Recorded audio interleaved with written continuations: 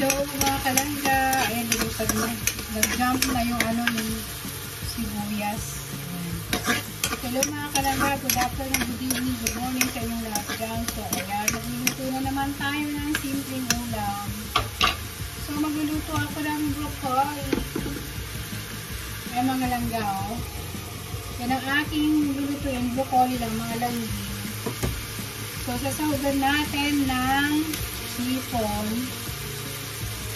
Yan, hipon, mga langga. Yan, hipon lang ang ating sahog.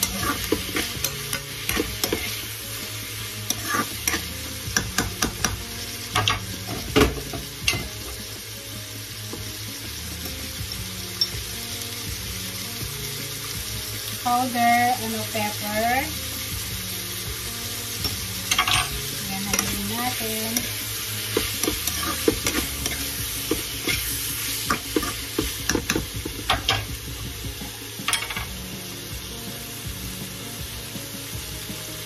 Yan, garlic powder.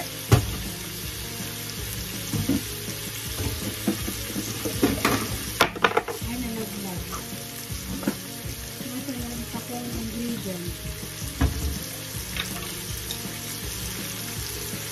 Paprika.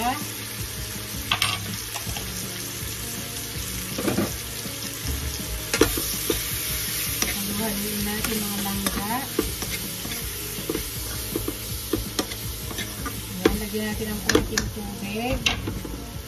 Konting tubig lang. Ayan.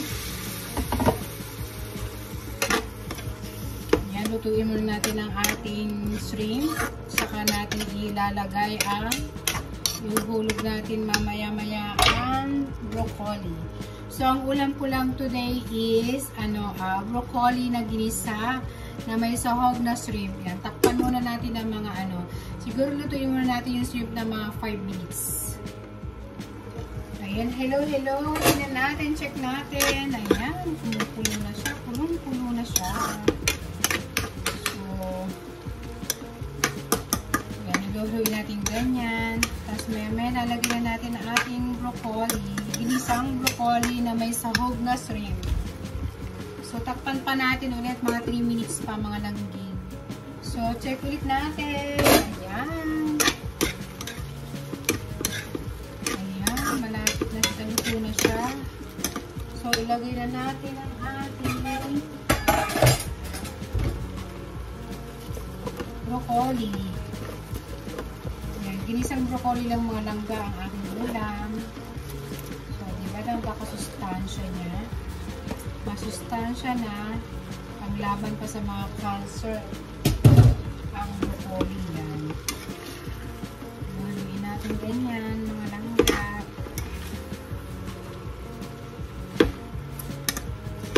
Yan, lagyan natin ng konting sabaw pa parang kulang.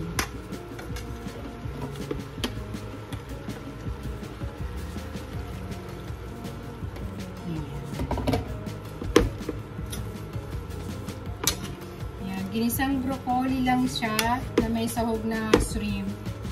Mga medium size ang shrimp. Malalaki naman siya kahit paano. Ayan mga langga. So, takpan natin. Siguro lutuin natin siya ng mga 10 minutes. So, ayan. Takpan muna natin mga langga.